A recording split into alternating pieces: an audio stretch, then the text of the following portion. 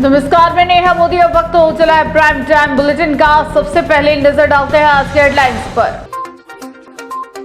बेटी की हत्या के बाद न्याय के लिए भटक रही बेबस मां, पुलिस पर लगे 9 लाख में जबरन समझौता कराने के आरोप, एसपी से लगाई न्याय की गुहार। शादी से मना करने पर सनकी आशिक का खौफनाक इंतकाम, एआई से बनाई फर्जी हनीमून की तस्वीरें, पीड़िता ने महिला आयोग की शिकायत।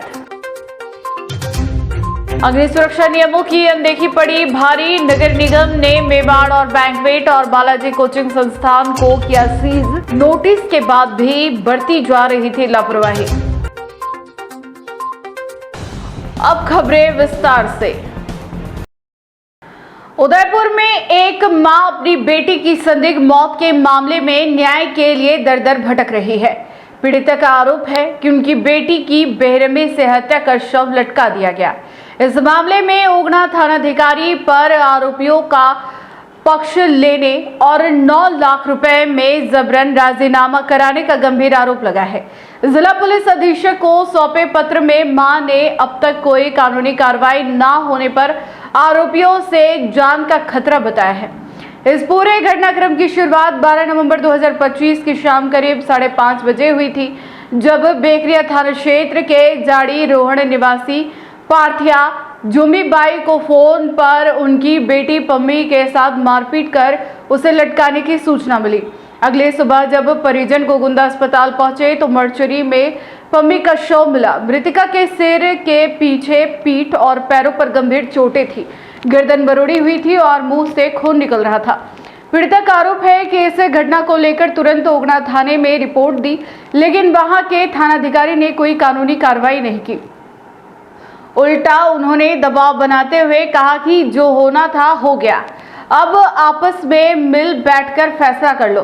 थानाधिकारी ने मुख्य आरोपी और मृतका के पति दिलीप कुमार गरासिया और उनके साथी नाथूराम, पीथाराम, पेमाराम, चंपाराम और अणदाराम के पक्ष में 9 लाख रुपए में जबरन राजीनामा करने को बोला और शव सौंप दिया। समझौता राशि देने की तारीख 5 दिसंबर 2025 तय की गई थी, लेकिन जब पीड़ित परिवार ने पैसे मांगे तो अभियुक्तों ने साफ मना कर दिया और थानाधिकारी के पास जाने को कहा।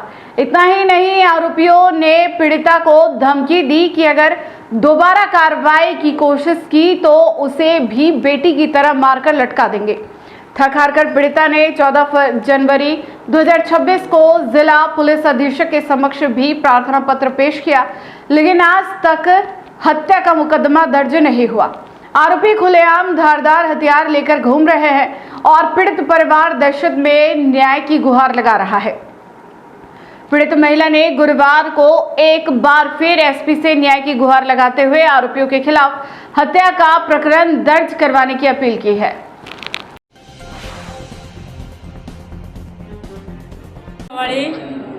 मार सोरी पन्नावी कुछ लेवा ने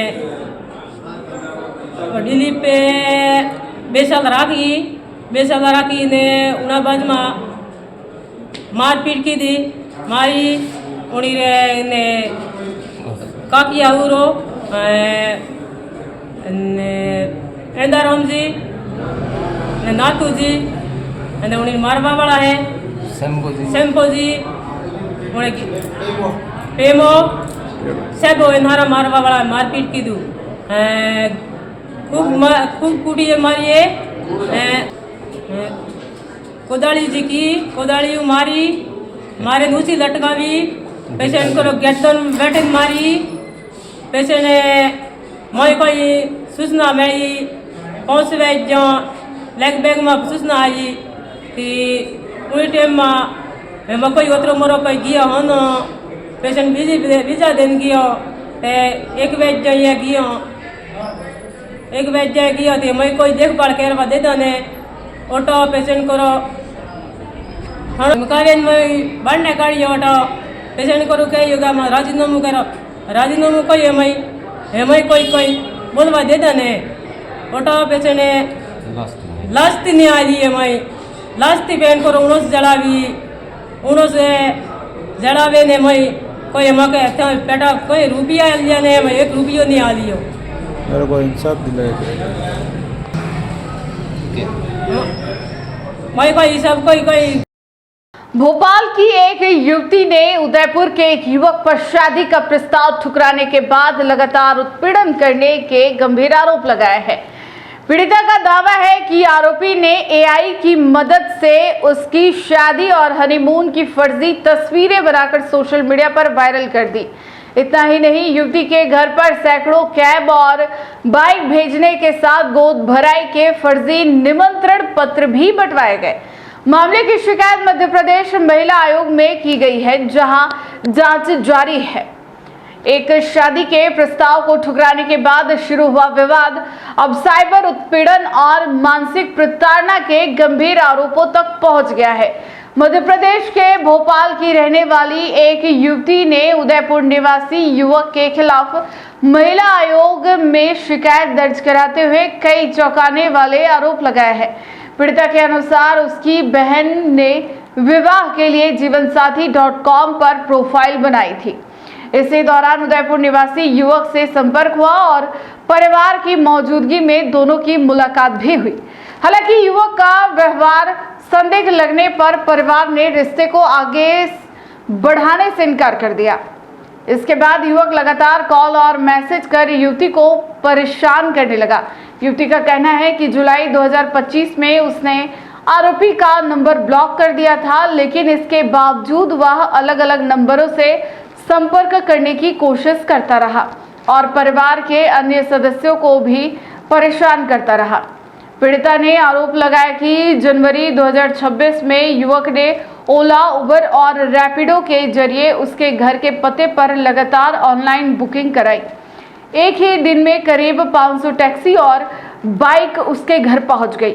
आरोपी ने उज्जैन के लिए लंबी दूरी की राइड बुक की थी, जिसके चलते दूर दूर से चालक मौके पर पहुंचे और उन्हें भी परेशानी का सामना करना पड़ा। युवती का दावा है कि ब्लॉक किए जाने के बाद आरोपी ने किसी अन्य व्यक्ति की तस्वीर का उपयोग कर फर्जी प्रोफाइल बनाई और उसकी निजी जानकारी जुटाने का प्रयास किया। इतना ही नहीं, उसकी गोद भराई के फर्जी निमंत्रण पत्र भी छपवाए गए। कार्ड में मेहमानों को चांदी का सिक्का देने का उल्लेख किया गया था, ताकि अधिक से अधिक लोग कार्यक्रम में पहुंचे। बाद में हॉकर के माध्यम से पूरी कॉलोनी में ये कार्ड बंटवाए गए। पीड़िता के अनुसार शिकायत दर्ज होने के बाद आरोपी ने एआई तकनीक का इस्तेमाल कर शादी और हनीमून की फर्जी तस्वीरें तैयार की और उन्हें सोशल मीडिया पर पोस्ट कर दिया। साइबर एक्सपर्ट श्रृंगारिता खरे के मुताबिक किसी व्यक्ति की फर्जी या मॉक्ड तस्वीरें बनाना निजता का उल्लंघन है और ऐसे मामलों में भारतीय न्याय संहिता तथा सूचना प्रौद्योगिकी अधिनियम के तहत कार्रवाई का प्रावधान है। फिलहाल मध्य प्रदेश महिला आयोग पूरे मामले की जांच कर रहा है।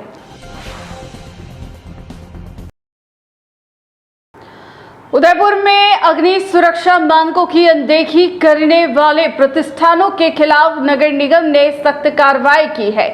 विशेष अभियान के तहत बुधवार को मेवाड़ बैंक्वेट और बालाजी कोचिंग संस्थान को सीज कर दिया गया। नगर निगम आयुक्त अभिषेक खन्ना के निर्देश पर की गई इस कार्रवाई का कारण अग्निशमन विभाग द्वारा जारी नोटिस के बावजूद सुरक्षा संबंधी कमियों को दूर नहीं करना बताया गया है। शहर में सार्वजनिक स्थलों की सुरक्षा सुनिश्चित करने के लिए नगर निगम द्वारा चलाया जा रहा अग्नि सुरक्षा अभियान अब सख्त कार्रवाई के दौर में पहुंच गया है। इसी कड़ी में नगर निगम ने अग्नि सुरक्षा मानकों की पालना नहीं करने पर मेवाड़ बैंक्वेट और बालाजी कोचिंग संस्थान को सीज कर दिया गया। नगर निगम आयुक्त अभिषेक खन्ना ने बताया कि मुख्य अग्निशमन अधिकारी बाबूलाल चौधरी की ओर से दोनों प्रतिष्ठानों का पूर्व में निरीक्षण किया गया था। निरीक्षण के दौरान अग्निशमन उपकरणों की कमी, आपातकालीन निकास मार्ग की अनुपलब्धता और अन्य आवश्यक सुरक्षा व्यवस्थाओं में गंभीर खामियां पाई गई थी। इसके बाद संबंधित संचालकों को नोटिस जारी कर निर्धारित समयावधि में सभी सुरक्षा मानकों की पालना सुनिश्चित करने के निर्देश दिए गए थे। इसके बावजूद दोनों प्रतिष्ठानों द्वारा आवश्यक सुधार नहीं किए गए और सुरक्षा संबंधी कमियों को दूर करने में गंभीर लापरवाही बरती गई। इसी को देखते हुए निगम ने सीजिंग की कार्रवाई को अंजाम दिया। आयुक्त अभिषेक खन्ना ने कहा कि शहरवासियों की सुरक्षा नगर निगम की सर्वोच्च प्राथमिकता है। बैंक्वेट हॉल, कोचिंग संस्थान, होटल, अस्पताल, व्यावसायिक भवन और अन्य भीड़भाड़ वाले स्थानों पर सुरक्षा मानकों की अनदेखी सीधे तौर पर लोगों की जान को खतरे में डाल सकती है। इसलिए ऐसे मामलों में किसी भी प्रकार की ढिलाई नहीं बरती जाएगी। मुख्य अग्निशमन अधिकारी बाबूलाल चौधरी ने बताया कि शहर भर में सर्वे और निरीक्षण का कार्य लगातार जारी है। जिन संस्थानों में अग्नि सुरक्षा संबंधी कमियां मिलेगी उन्हें नियमानुसार नोटिस जारी किए जाएंगे। समय पर सुधार नहीं होने की स्थिति में सीजिंग सहित कठोर कार्रवाई की जाएगी। कार्रवाई के दौरान मुख्य अग्निशमन अधिकारी बाबूलाल चौधरी, अग्निशमन अधिकारी शिवराम मीणा, सहायक अग्निशमन अधिकारी नवदीप सिंह बग्गा, निगम पुलिस निरीक्षक मांगीलाल डांगी सहित निगम के अधिकारी और कर्मचारी मौजूद रहे। नगर निगम ने सभी संस्थान संचालकों से अग्नि सुरक्षा मानकों की तत्काल पालना सुनिश्चित करने की अपील भी की है।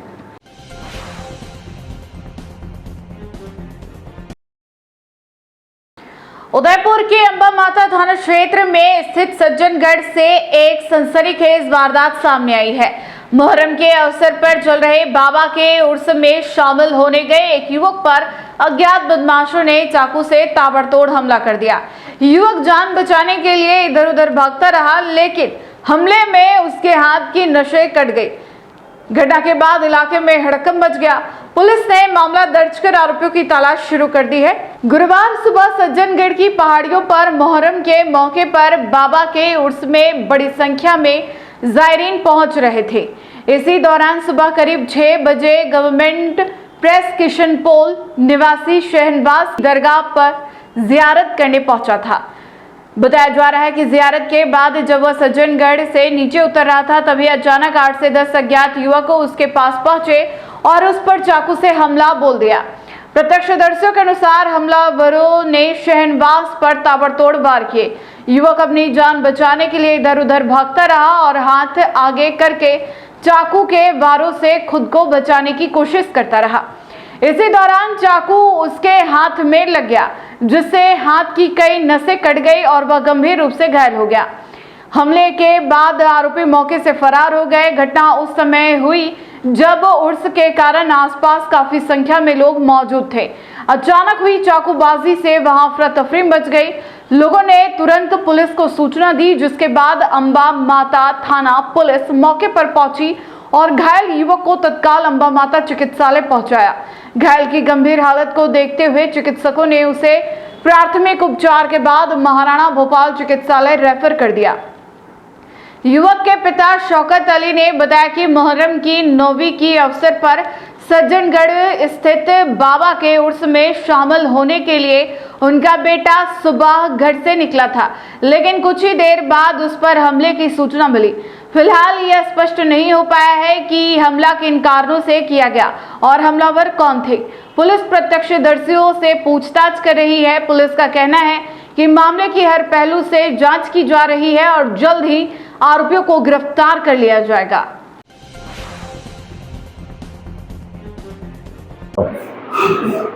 सर, मेरा नाम शौकत अली है।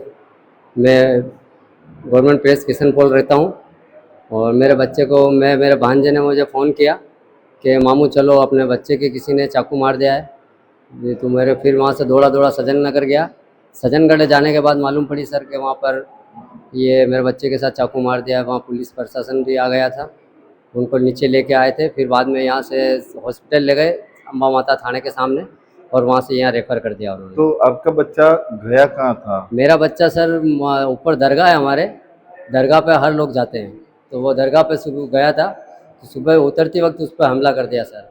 घटना कितनी बजे की है सुबह? ये सुबह 7 बजे की घटना है और ये कुल मिला के 7-8 जने थे जिन्होंने इस पर 2 पे ताबड़तोड़ हमला किया और चाकू मार दिया।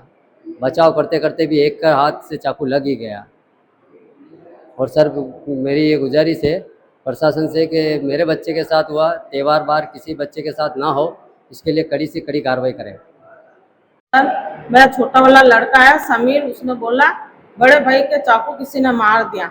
जाके फिर मैंने हॉस्पिटल में देखा तो मेरे बच्चे का पूरा हाथ खूनम झाड़ था, खून बंद नहीं हो रहा था, नस कट चुकी थी उसकी पूरी, 2 टाँके भी लिए हॉस्पिटल के अंदर गए। बस मेरे यही है इल्तिजा कि जो भी मुजरिम है उनको जल्द से जल्द कड़ी कार्रवाई की जाए उन पर।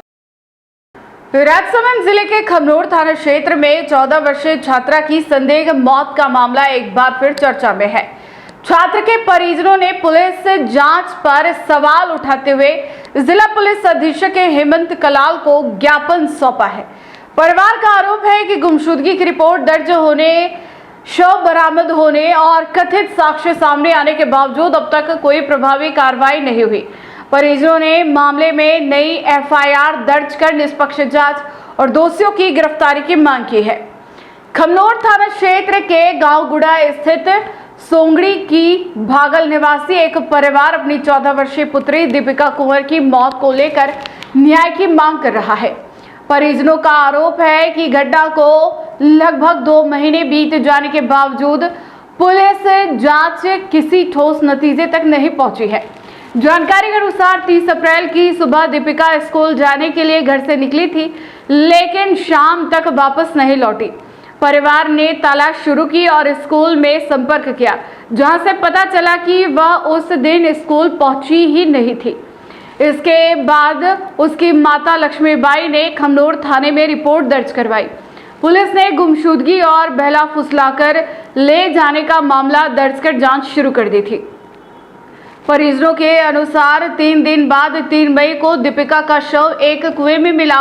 उस समय पुलिस ने स्कूल बैग में एक कथित सुसाइड नोट मिलने की बात कही थी और मोबाइल कॉल रिकॉर्ड सहित अन्य तकनीकी साक्ष्यों के आधार पर जांच का भरोसा दिलाया था।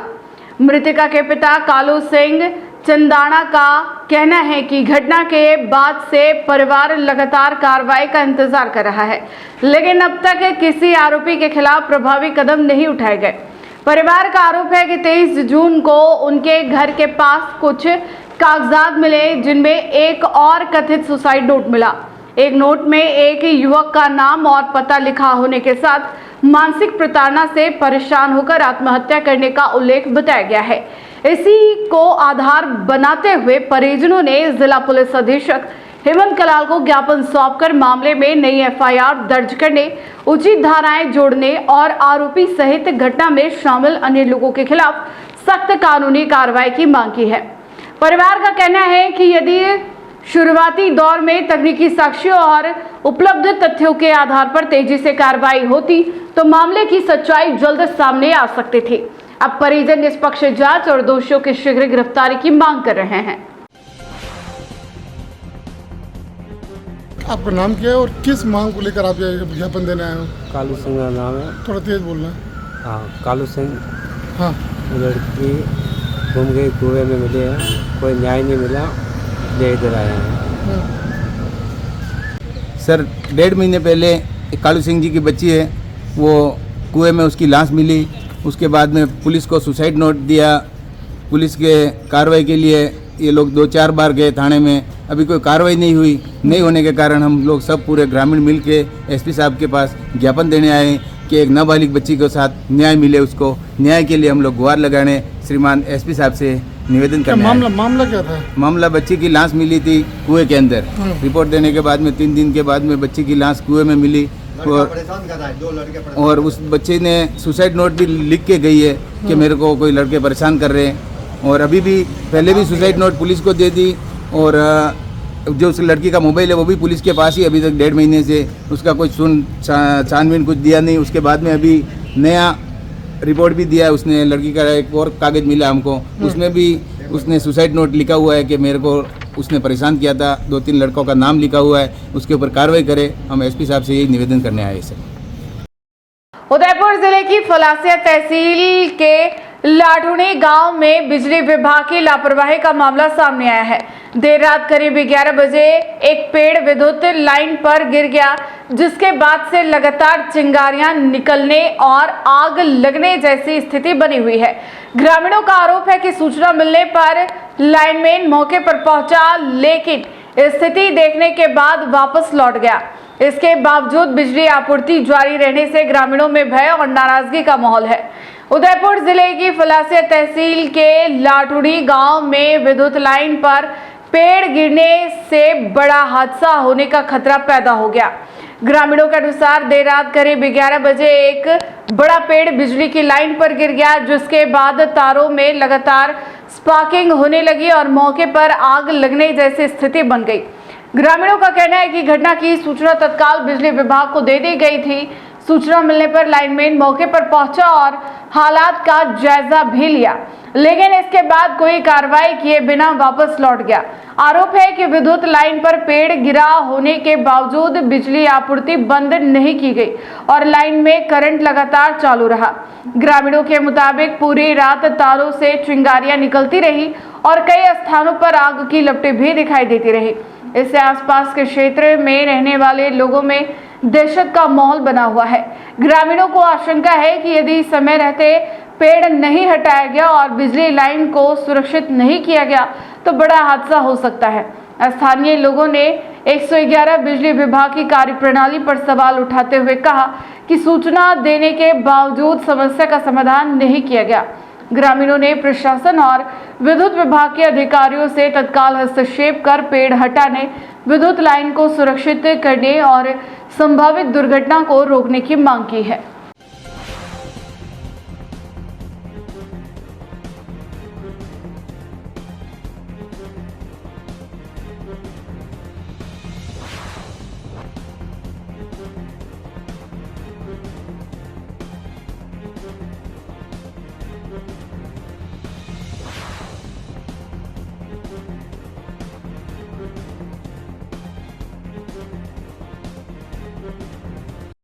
उदयपुर पुलिस लाइन में आयोजित कार्यक्रम के दौरान पंजाब के राज्यपाल गुलाब चंद कटारिया ने उदयपुर पुलिस की कार्यशैली और पुलिस अधीक्षक डॉक्टर अमृता दुहन की खुलकर सराहना की। उन्होंने कहा कि उदयपुर को देश का प्रमुख टूरिस्ट डेस्टिनेशन बनाने में पुलिस की सक्रिय भूमिका बेहद महत्वपूर्ण है।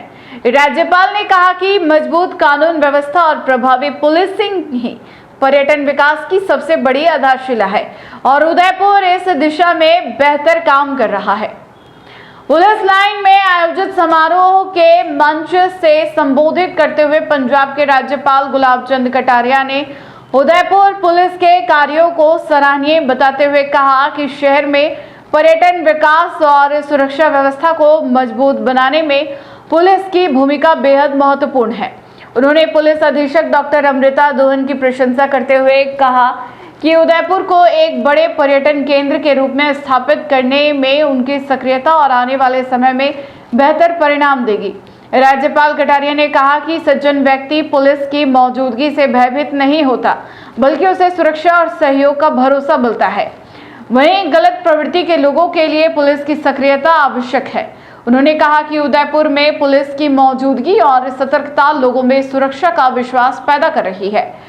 अपने संबोधन में एसपी डॉक्टर अमृता दुहन के कार्यों का उल्लेख करते हुए कहा कि पुलिस वाहनों और मोबाइल पेट्रोलिंग का जिस व्यवस्थित तरीके से उपयोग उदयपुर में किया गया है वह अनुकरणीय है।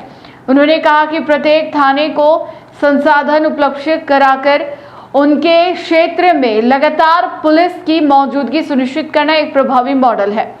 कटारिया ने विशेष रूप से पर्यटन क्षेत्रों में पुलिस की सक्रिय उपस्थिति को जरूरी बताते हुए कहा कि जब पर्यटक किसी शहर में आता है तो सबसे पहले वहां की कानून व्यवस्था को देखता है।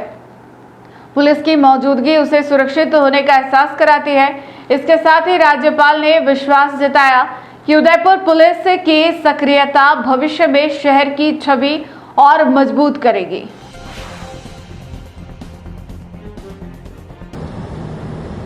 हमारी एसपी मैडम, इससे लोग चमकते तो हैं। पुलिस की यही पहचान, अगर पुलिस से नहीं चमके सज्जन आदमी नहीं चमकता है कभी पुलिस से। वो तो ये सोचता है कि मेरे लिए एक हेल्पर आ गया, लेकिन दुष्टों को चमक होना ही चाहिए जो दुष्ट प्रवृत्ति के आधार पर अपने गलत रास्तों पे चलते हैं। बहुत धन्यवाद आपका।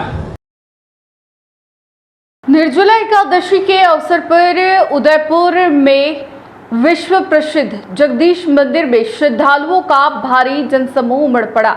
सुबह तड़के 4 बजे से ही भगवान श्री जगदीश के दर्शन के लिए भक्तों का पहुंचना शुरू हो गया।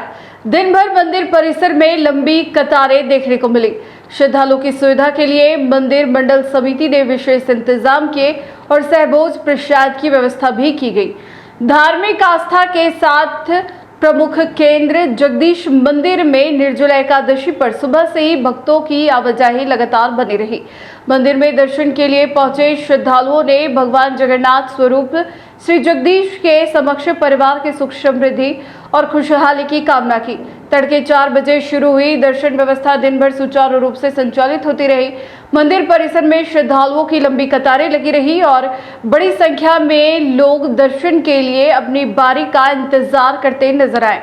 पूरे क्षेत्र में धार्मिक वातावरण बना रहा और श्रद्धालुओं के जयकारों से माहौल भक्तिमय दिखाई दिया।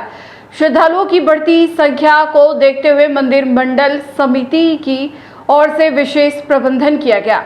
दर्शन व्यवस्था को व्यवस्थित बनाए रखने के लिए समिति के सदस्य विभिन्न स्थानों पर तैनात रहे और श्रद्धालुओं को किसी प्रकार की परेशानी न हो, इसके लिए लगातार व्यवस्थाओं पर नजर रखी गई। निर्जला एकादशी के उपलक्ष्य में मंदिर परिसर में सहभोज प्रसाद का आयोजन भी किया गया। बड़ी संख्या में श्रद्धालुओं ने प्रसाद ग्रहण किया। समिति के सदस्य सेवा भाव के साथ पूरे आयोजन को सफल बनाने में जुटे रहे।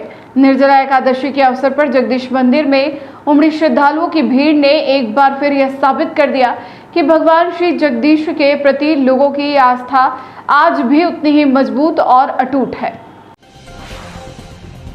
बताएं, आपका शुभ नाम बताएं। मैं कैलाश सोनी, जगन्नाथ रथ यात्रा समिति, और जब से रथ यात्रा निकल रही है तब से हम कार्य करते हैं।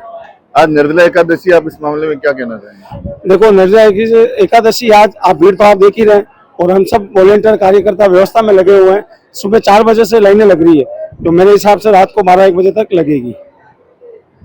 आगामी 16 जुलाई को रथ यात्रा है। मेरे उदयपुर वासियों से हाथ जोड़ के निवेदन है, इस रथ यात्रा में अधिक से अधिक संख्या में पधारें और उसको और भव्य बनावें।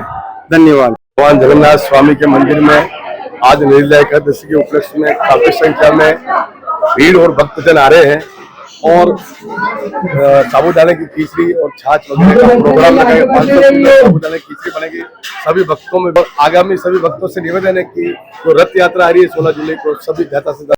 मानसून सत्र को देखते हुए एसडीआरएफ ने आपदा प्रबंधन की तैयारियां तेज कर दी है। गुरुवार सुबह उदयपुर से 8 विशेष टीमों को संभाग के विभिन्न जिलों के लिए रवाना किया गया। कंपनी कमांडर महेंद्र सिंह ने हरी झंडी दिखाकर इन टीमों को रवाना किया।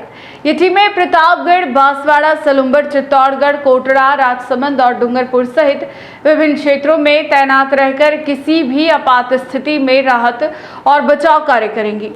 मानसून के दौरान संभावित प्रभावित प्राकृतिक आपदाओं को और आपात परिस्थितियों से निपटने के लिए राज्य आपदा प्रतिसाद बल ने व्यापक तैयारियां शुरू कर दी है।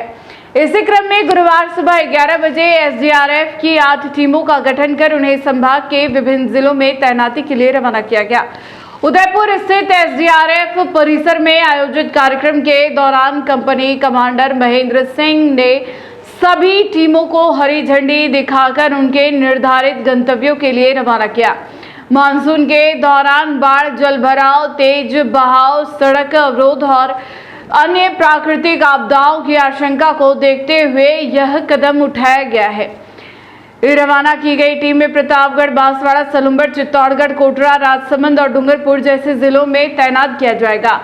इन क्षेत्रों में मानसून के दौरान किसी भी प्रकार की आपदा की स्थिति उत्पन्न होने पर एसडीआरएफ की टीमें तत्काल राहत और बचाव कार्यों में जुट सकेगी। टीमों को आवश्यक उपकरणों और संसाधनों के साथ भेजा गया है ताकि किसी भी आपात स्थिति में त्वरित कार्रवाई सुनिश्चित की जा सके। एसडीआरएफ के जवानों को विशेष रूप से जल बचाव, राहत अभियान और आपदा प्रबंधन के लिए प्रशिक्षित किया गया है। मानसून के मौसम में अक्सर नदी नालों में जलस्तर बढ़ने और निचले इलाकों में जलभराव की स्थिति बन जाती है। ऐसे में इन टीमों की तैनाती से प्रभावित क्षेत्रों में त्वरित सहायता उपलब्ध कराना आसान होगा।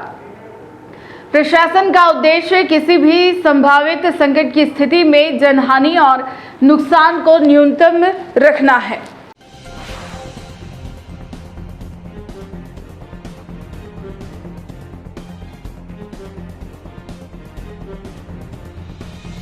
उदयपुर में गुरुवार को पुलिस लाइन परिसर में आयोजित समारोह में पंजाब के राज्यपाल गुलाब चंद कटारिया ने होंडा फाउंडेशन द्वारा जनहित में उपलक्ष्य कराए गए 26 पुलिस पेट्रोलिंग वाहनों को हरी झंडी दिखाकर रवाना किया। कार्यक्रम में जनप्रतिनिधियों, पुलिस अधिकारियों और पुलिस कर्मियों की मौजूदगी रही। माना जा रहा है कि इन वाहनों से पुलिस की गश्त व्यवस्था और आपराधिक गतिविधियों पर निगरानी और प्रभावी होगी। शहर में कानून व्यवस्था को और मजबूत बनाने की दिशा में उदयपुर पुलिस को एक महत्वपूर्ण सौगात मिली है। गुरुवार को पुलिस लाइन परिसर में आयोजित समारोह के दौरान पंजाब के राज्यपाल गुलाब चंद कटारिया ने होंडा फाउंडेशन की ओर से उपलब्ध कराए गए 26 नए पुलिस पेट्रोलिंग वाहनों को विधिवत हरी झंडी दिखाकर रवाना किया गया। जनहित के उद्देश्य से उपलब्ध कराए गए इन वाहनों में 25 मोटरसाइकिल और एक कार शामिल है। इनका उपयोग शहर और आसपास के क्षेत्रों में पुलिस गश्त को सशक्त बनाने, त्वरित प्रक्रिया क्षमता बढ़ाने और कानून व्यवस्था को और प्रभावी बनाने के लिए किया जाएगा। समारोह के दौरान राज्यपाल गुलाब चंद कटारिया ने पुलिस की भूमिका की सराहना करते हुए कहा कि आधुनिक संसाधनों से लैस पुलिस बल आमजन की सुरक्षा और अपराध नियंत्रण में अधिक प्रभावी ढंग से कार्य कर सकेगा। उन्होंने समाज और संस्थाओं द्वारा पुलिस को दिए जा रहे सहयोग को भी सकारात्मक पहल बताया। कार्यक्रम में कई जनप्रतिनिधि, पुलिस विभाग के वरिष्ठ अधिकारी और बड़ी संख्या में पुलिसकर्मी मौजूद रहे। अधिकारियों ने बताया कि नए वाहनों के शामिल होने से पुलिस की फील्ड मोबिलिटी बढ़ेगी और किसी भी घटना पर त्वरित कार्रवाई करने में सहायता मिलेगी। उदयपुर जैसे तेजी से विकसित हो रहे शहर में यातायात प्रबंधन, नियमित गश्त और अपराधों की रोकथाम के लिए आधुनिक संसाधनों की आवश्यकता लगातार बढ़ रही है। ऐसे में होंडा फाउंडेशन की ओर से उपलब्ध कराए गए ये वाहन पुलिस व्यवस्था को और अधिक मजबूत बनाने में महत्वपूर्ण भूमिका निभाएंगे। कार्यक्रम के अंत में राज्यपाल ने सभी वाहनों को हरी झंडी दिखाकर रवाना किया, जिसके साथ ही उदयपुर पुलिस के बेड़े में 26 नए पेट्रोलिंग वाहन औपचारिक रूप से शामिल हो गए। फाउंडेशन ने होंडा फाउंडेशन ने जो हमको 25 मोटरसाइकिलें और यहाँ के ट्रैफिक और यहाँ की आने वाले टूरिस्ट को सुरक्षा और सम्मान देने की दृष्टि से जो दी है, हमें एक आज कार भी दी है, तो मैं सोचता हूँ इनका बहुत आभार। और पहले भी इन्होंने 25 दी, तो मैं सोचता हूँ उदयपुर जैसे शहर को 50 मोटरसाइकिलें दे करके उन्होंने हमारे ट्रैफिक को मैनेज करने और टूरिस्ट को एक विश्वास दिलाने के लिए कि हर कदम पर आपकी मदद के लिए पुलिस खड़ी है, आप निश्चिंत होकर उदयपुर का भ्रमण करिए, तो इनका सबसे ज़्यादा धन्यवाद और आभार प्रकट किया है। और वास्तव में आज हम सब लोग मौजूद हैं, उदयपुर की जनता की जो अभिलाषा हम सब लोगों से है, वो ये चाहती है कि लॉ एंड ऑर्डर जितना अच्छा रहेगा, यहाँ की ट्रैफिक व्यवस्था जितनी अच्छी रहेगी, उतना ही टूरिस्ट का जो आज आगमन है उससे दुगुना बढ़ेगा। और आज इसके साथ ही 22 तारीख को हमने देवास 3rd और 4th की भी जो हमें आवश्यकताएं थी वो केंद्र सरकार से सारी पूर्ति होकर अब 100% हमारे डैम भी बनने का काम, फॉरेस्ट की सभी प्रकार की क्लियरेंस हमको मिल गई और हमारी टनल भी बनने का काम लगभग अभी 1300 मीटर टनल बन गई है। मैं कलेक्टर साहब स्वयं ने जाकर के देखा है, हमारे मुख्यमंत्री जी स्वयं गए हैं और मैं भी अगली 4 तारीख को कोशिश करूंगा एक बार टनल और डैम की साइट देख करके। इसका काम 3 साल कहा है, इसका मतलब 3 साल में अगर पूरी हो जाए तो निश्चित रूप से 1000 MCF पानी हमको, और जो एक तरह से अरब सागर में जा रहा था वो मुड़ कर के हमारी तरफ आएगा, तो हमको ही नहीं, मैं सोचता हूँ फिर चित्तौड़ और उसके बाद है ना जो हमारा सबसे बड़ा डैम है जो राजस्थान के अधिकांश हिस्से का प्यास बुझाने का काम करता है, उस डैम को भी इसमें पानी मिलने की संभावना है, क्योंकि भीलवाड़ा के बाद जितना भी पानी है वो इसरदा से होता हुआ उसी में जाता है। तो मैं सोचता हूँ सबसे बड़े टूरिस्ट को आकर्षित करने की जो ताकत उदयपुर की है वो हमारी सुंदर झीलें हैं, भरी झीलें हैं। तो निश्चित रूप से उसमें सुधार होगा। एक तरफ लॉ एंड ऑर्डर अच्छा होगा, एक तरफ पर्यावरण अच्छा होगा, हमारी जितनी पहाड़ियाँ हैं वो हरी भरी होगी। और मैं सोचता हूँ ये लेपर्ड की जो हमारी सेंचुरी बनने वाली है ये भी 1 साल में तैयार हो जाएगी। तो मैं सोचता हूँ एक टूरिस्ट का नया आकर्षण हमारे यहाँ भी तैयार होगा। और कलेक्टर साहब के डीएमएफसी के फंड से जब भी पुलिस को भी देखा कि आज की आधुनिक तक जो सुविधाएं चाहिए है ना, आर्टिफिशियल इंटेलिजेंस की दृष्टि से ट्रैफिक के, वो 5 करोड़ भी उन्होंने स्वीकृत कर दिया, उनका बहुत धन्यवाद। और मैं सोचता हूँ उदयपुर की जनता से भी मेरी आग्रह और निवेदन है कि टूरिस्ट हमारा एक तरह से सबसे बड़ा ताकत है। इसको हर प्रकार की सुविधा और सम्मान देने के लिए, चाहे वो आपके घर में ठहरता है, चाहे आपकी होटल में ठहरता है, घाटा खा करके भी उसके मन को बड़ा करने का प्रयास करें, तो उदयपुर एक तरह से दुनिया का नंबर 1 का टूरिस्ट सेंटर बनने की क्षमता रखता है। केवल और केवल हम सब मिल के प्रयास करें, ये प्रभु से उदयपुर में गुरुवार को राजस्थान विधानसभा की पिछड़े वर्ग के कल्याण संबंधी समिति का दौरा रहा। समिति अध्यक्ष नरेंद्र बुढ़ानिया और समिति सदस्यों की मौजूदगी में जिला परिषद सभागार में जिला स्तरीय समीक्षा बैठक आयोजित की गई। बैठक में पिछड़े वर्गों के उत्थान और कल्याण से जुड़ी योजनाओं की जिले में प्रगति की समीक्षा की गई। इस दौरान जिला कलेक्टर गौरव अग्रवाल, पुलिस अधीक्षक डॉक्टर अमृता दोहन सहित विभिन्न विभागों के अधिकारी और जनप्रतिनिधि मौजूद रहे। पिछड़े वर्गों के सामाजिक, शैक्षणिक और आर्थिक उत्थान से जुड़ी योजनाओं की जमीनी स्थिति जानने के उद्देश्य से राजस्थान विधानसभा के पिछड़े वर्ग के कल्याण संबंधी समिति गुरुवार को उदयपुर पहुंची। समिति अध्यक्ष नरेंद्र बुढ़ानिया समेत समिति के अन्य सदस्यों की उपस्थिति में जिला परिषद सभागार में जिला स्तरीय अधिकारियों की समीक्षा बैठक आयोजित की गई। बैठक के दौरान विभिन्न विभागों द्वारा संचालित योजनाओं और कार्यक्रमों की प्रगति पर विस्तार से चर्चा की गई। समिति ने पिछड़े वर्गों के लिए संचालित कल्याणकारी योजनाओं के क्रियान्वयन, लाभार्थियों तक पहुंच और योजनाओं के प्रभाव को लेकर विभागवार जानकारी प्राप्त की। समीक्षा बैठक में जिला कलेक्टर गौरव अग्रवाल ने जिले में संचालित विकास और कल्याणकारी कार्यों की जानकारी प्रस्तुत की। वहीं पुलिस अधीक्षक डॉक्टर अमृता दोहन, एडीएम सिटी जितेंद्र ओझा, SCO जिला परिषद विरमाराम सहित विभिन्न विभागों के जिला स्तरीय अधिकारियों ने अपने अपने विभागों की प्रगति रिपोर्ट समिति के समक्ष रखी। समिति अध्यक्ष नरेंद्र बुढ़ानिया ने योजनाओं के प्रभावी क्रियान्वयन और पात्र लाभार्थियों तक समय पर लाभ पहुंचाने पर जोर दिया। बैठक में विभिन्न विभागों की कार्यप्रणाली की समीक्षा करते हुए आवश्यक सुझाव और दिशा निर्देश भी दिए गए। इस अवसर पर स्थानीय जनप्रतिनिधियों ने भी क्षेत्र से जुड़े विभिन्न मुद्दों और सुझाव को समिति के समक्ष रखा। आज उदयपुर में जिला स्तरीय अन्य पिछड़ा कल्याण वर्ग की समिति की बैठक हुई है, जिसमें सारे जिले के अधिकारी मीटिंग में उपस्थित हुए और अधिकारियों के साथ साथ हमने जो हमारे एनजीओ हैं, जो ओबीसी से के कल्याण से जुड़े हुए कार्यकर्ता हैं, समाज सेवी हैं, उनसे भी हमने पहले मीटिंग से पहले जानकारी ली है, उनके सुझाव लिए हैं कि ओबीसी कल्याण के लिए आपके क्या सुझाव हैं। उनके सुझाव आए हैं, उन सुझावों को हमने एकत्रित किया है, उस पर अध्ययन करेंगे और वो सुझाव ओबीसी के वर्ग के कल्याण के लिए अच्छे साबित होंगे तो हम उनको राजस्थान की विधानसभा में रखने का प्रयास करेंगे। सभी अधिकारी और सभी विभागवार पिछले 2 साल की जो प्रगति के ऊपर आज हमने चर्चा की है और बहुत अच्छी चर्चा रही है और बहुत शानदार सुझाव आए हैं और धरातल पर कितना सरकार के जो लोकप्रिय कार्यक्रम है ओबीसी वर्ग के लिए, एमबीसी वर्ग के लिए, उनकी जानकारी हमने हासिल की है।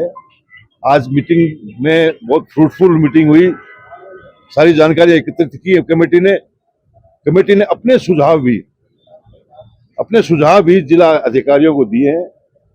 उन सुझावों पे काम करने के लिए उनसे निवेदन किया गया है।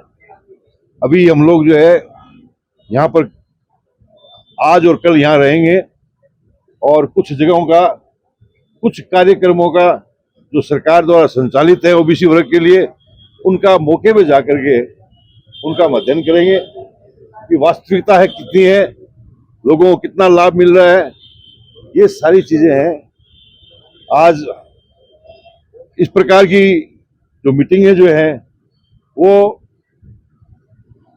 विशेष तौर से जो ओबीसी वर्ग है उनको, अधिकारियों को जो है एक्टिवेट करने के लिए, उनको सारा चीज हमने मॉनिटरिंग के लिए समय दिया इनको कि हम दोबारा आज जो चर्चाएं हुई हैं उसकी हम अगले 3 महीने में, इसकी 3 से 6 महीने में इसकी दोबारा से जो है यहाँ आकर के इसको पूरा जो है इसका देखेंगे कि कितनी प्रगति हुई है, कितना परिवर्तन हुआ है।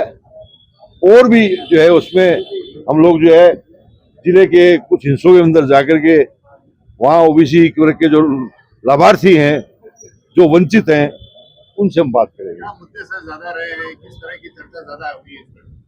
देखिए, कमेटी की मीटिंग गोपनीय होती है। हम इतने कह सकते हैं आपको कि ओबीसी वर्ग के कल्याण के लिए, उसके उत्थान के लिए, ओबीसी वर्ग के बच्चों और बच्चियों के लिए, ओबीसी वर्ग के लोगों के लिए, महिलाओं के लिए, इन सब के कल्याण की बातें बहुत विस्तार से और बहुत ही अच्छे ढंग से हुई हैं। और हम समझते हैं कि आगे भी जो है इन व्यवस्थाओं में जो कमियां हैं उनमें सुधार होगा और आगे जो है और बढ़ाने का हम कोशिश करेंगे। हम जो है हम हमारी जो ओबीसी की कमेटियां जो जिलों में जाकर के जो देख रही हैं कि भी कितना धरातल पे काम हुआ है, कितने सुझाव आए हैं जो इस वर्ग के लिए फायदेमंद है, तो हम लोग जो है उनको, हमारी कमेटी उस पर विचार करेगी और विचार करने के बाद जो है राजस्थान की विधानसभा में रखेगी। टी न्यूज राजस्थान के बुलेटिन में फिलहाल अब तक के लिए इतना ही। आइए चलते फिर से नजर डालते हैं आज के टॉप हेडलाइंस पर। बेटी की हत्या के बाद न्याय के लिए भटक रही बेबस मां, पुलिस पर लगे 9 लाख में जबरन समझौता कराने के आरोप, एसपी से लगाई न्याय की गुहार। शादी से मना करने पर सनकी आशिक का खौफनाक इंतकाम, एआई से बनाई फर्जी हनीमून की तस्वीरें, पीड़िता ने महिला आयोग की शिकायत। अग्नि सुरक्षा नियमों की अनदेखी पड़ी भारी, नगर निगम ने मेवाड़ और बैंक्वेट और बालाजी कोचिंग संस्थान को किया सीज, नोटिस के बाद भी बढ़ती जा रही थी लापरवाही। आज के बुलेटिन में इतना ही। अब दीजिए इजाजत नेहा मोदी को। ऐसे ही तमाम बड़ी खबरें देखने के लिए बने रहिए टी न्यूज राजस्थान के साथ। नमस्कार।